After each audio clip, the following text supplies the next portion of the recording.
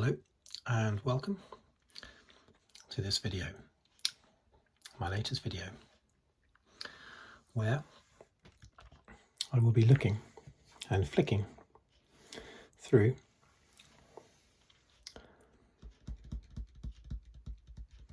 this program for the Formula One Grand Prix, the Spanish Formula One Grand Prix from May 2005, the race being on the 8th of May 2005, held at the Catalunya circuit in Barcelona. I was there along with what seemed like millions of Spanish Fernando Alonso fans, all decked out in their light blue colours, which I think represent the regional flag of where Fernando Alonso is from, and also, of course, the colours of Renault as well at the time. So let's open it up.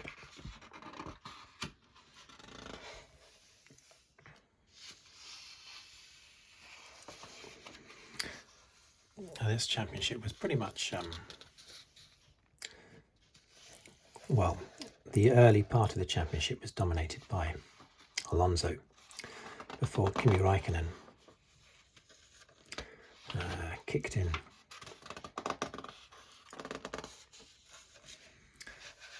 And it ended up being a two-way battle throughout the season between the two. Now, where on the circuit was I?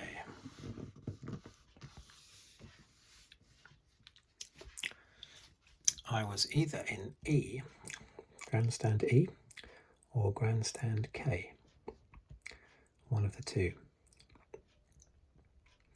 with a great view of pretty much half the circuit, all of this area I could see.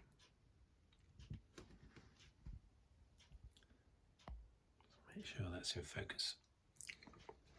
And I could see up the main straight as well, and into the pits. So I could see a good half, if not more than half, of the circuit from where I was, which I think is the best viewing I've ever had for any Grand Prix anywhere. It's amazing. Those grandstands, really good spot to be.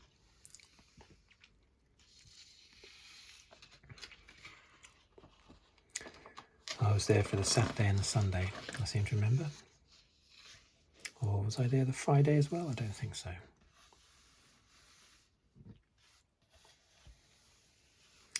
Kimi Raikkonen was on pole in his McLaren.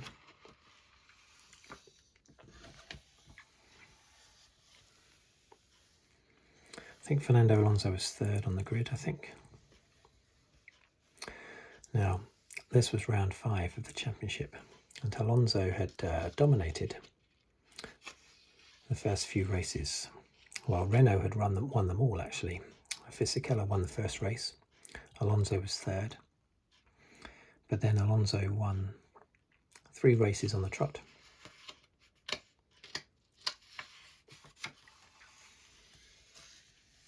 And I mean, Fisichella didn't beat Alonso in the first race in Australia, really. I think Alonso was... Did he have bad luck in qualifying in that first race, or bad luck in the race, or something that forced him down the field, and he had to fight back for third place?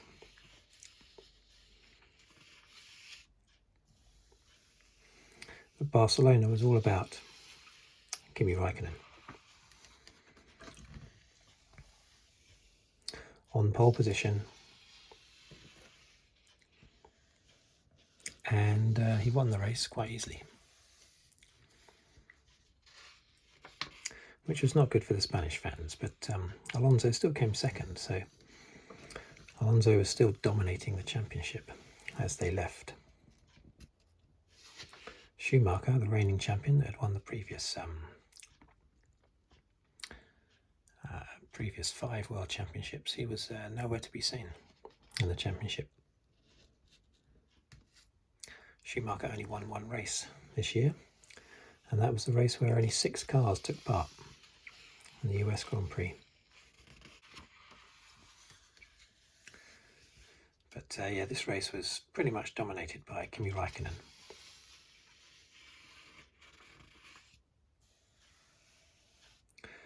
Jarno Trulli came 3rd in his Toyota, which actually meant that after 5 races, Jarno Trulli was 2nd in the championship, a long way behind Alonso, but still, in a Toyota. He was a good driver, Trulli. Fell out of favour when he went to Renault, though. Oh no, hang on a minute. He had already been at Renault, hadn't he? 2004 he was in Renault. Maybe he'd already done his Renault stint. But anyway, he was a very good driver, Jarno Trulli, I think.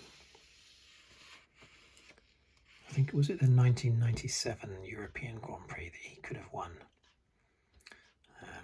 in the Prost? That's right, I think it was Trulli in the Prost car. And he could have won that race. He was leading it.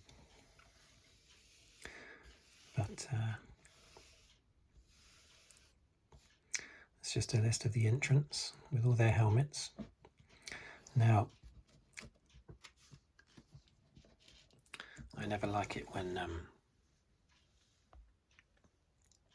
drivers change their helmet style. I think your helmet it's your brand in a way. It's who you are. It identifies you. If I was a racing driver, I would keep exactly the same helmet, right from sort of karting days right up to retirement. It wouldn't matter what category I was in. I would always be the same colour helmet, and I'd want it to be one colour.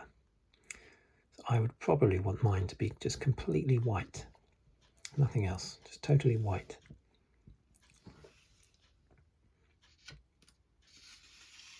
Because that would be memorable, like Ayrton Senna's helmet, which I know wasn't totally yellow, but it was still very yellow. And Lewis Hamilton's first helmet as well. I don't know why he changed his helmet after a few years. So this was the championship positions going into the race. See, Michael Schumacher only 10 points, Alonso 36, and there's Jarno Trulli in his Toyota on 18.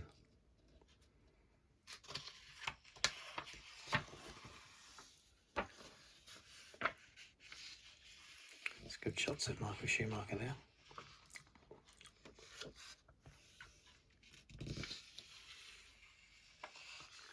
I'm not sure if I've read all of this. You buy these programs and you never actually get the time. You flick through the pictures, you'll read the odd articles. But I always feel that you should read them cover to cover, but probably no one ever does. It's Jenson Button and his BAR Honda, which basically is now the Mercedes.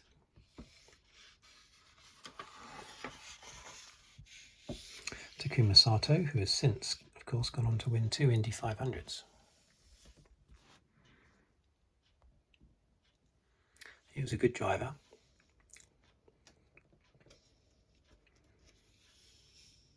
But not a top flight driver. But he's really found himself in IndyCar racing.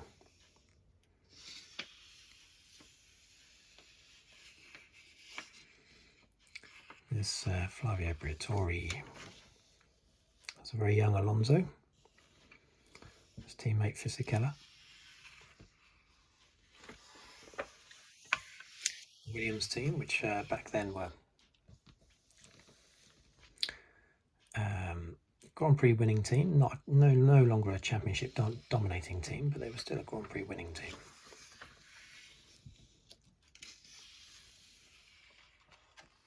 although they didn't win any with either of these two drivers, Mark Webber or Nick Heidfeld.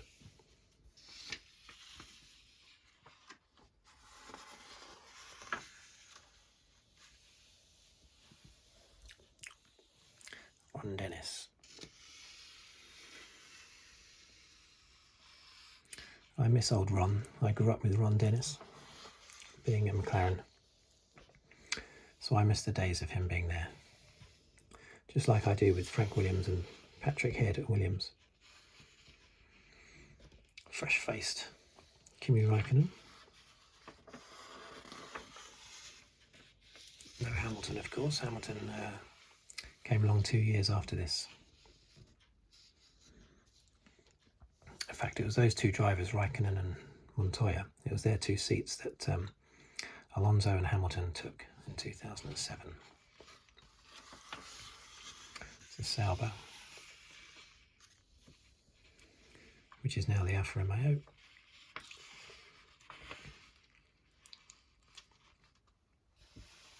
Felipe Massa.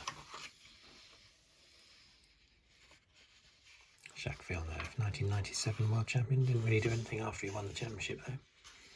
There's a very young Christian Horner. With a Red Bull Racing, I think it was Red Bull Racing's first year. And Formula One this year, 2005.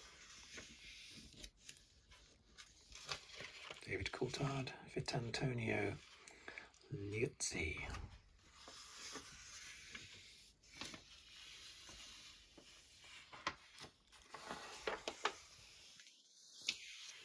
Toyota. It's a shame that Toyota sort of fell away. They were doing so well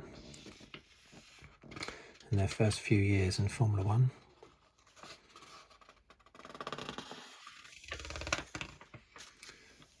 Jordan.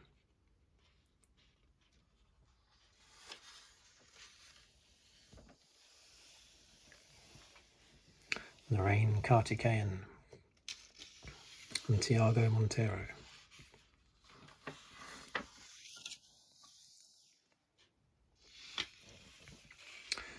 Minardi, whilst it was still called Minardi, I'm not sure, was it the following year it became Toro Rosso? I'm not sure. Christian Albers and Patrick Friesacker. Christian Albers, you see him a lot in other categories, racing categories. I haven't seen Patrick Friesacker anywhere else though.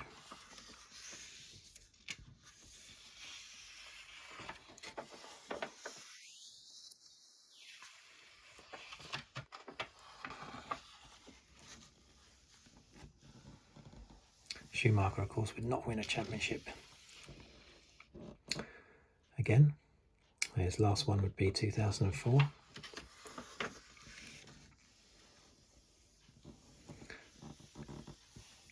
Doesn't feel like a long time ago, 2005, but 16 years is a long time, really. So much has happened in that time in the world of Formula One and in the world. That's Fangio, isn't it, in the middle? The crease in the book makes it a bit difficult to see, but I think that's Fangio there. This is just covering a bit of the history here of the Spanish Grand Prix.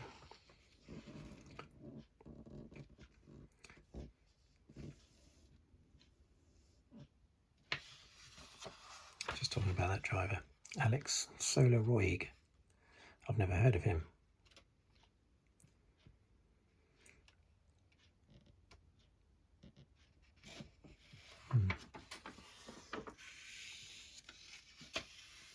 Adrian Campos.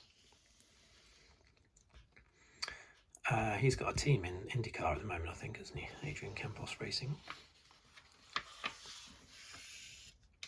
This is just going through, obviously, Spanish Grand Prix for Spanish drivers in history. Pedro de la Rosa.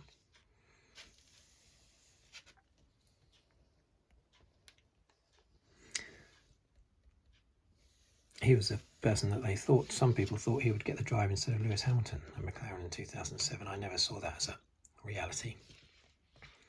having seen Hamilton in the lower formula, there was no chance De La Rosa was going to get the drive.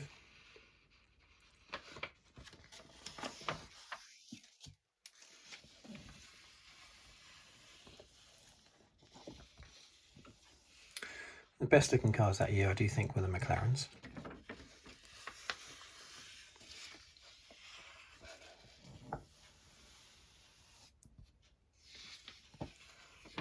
I think they'd been the best looking cars for a while.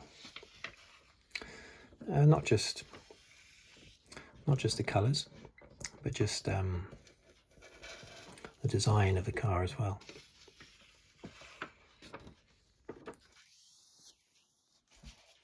All these words in this magazine,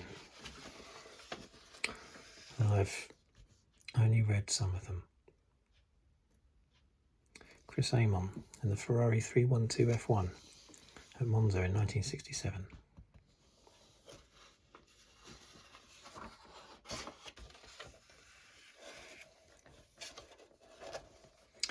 I think this is just covering support races.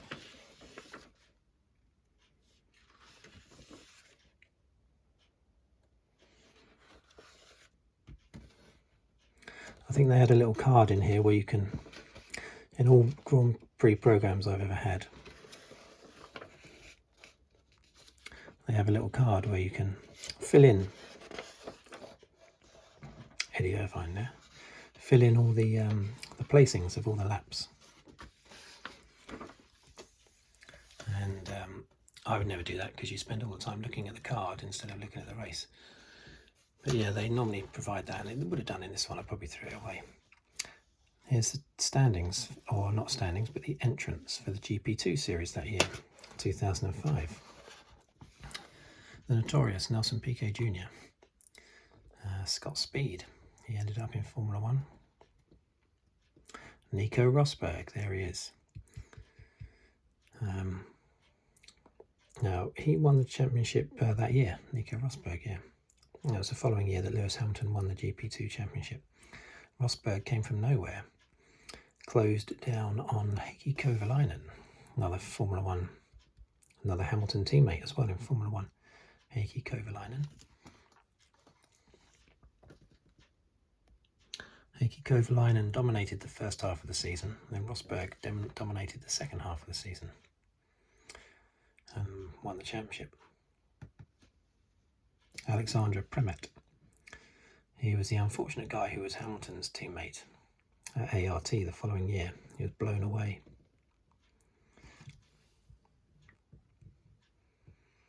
Any more notable names was Matthias Lauda. I suppose that's Niki Lauda's son, I'm guessing. Never made it into Formula One though. Adam Carroll. So there you are. Oh look, there is Niki Lauda there. That's Nelson Piquet Jr. Maybe that's Lauda's son, I'm not sure. That's Keke Rosberg, of course, with his son Nico Rosberg. Okay, that's the end of that.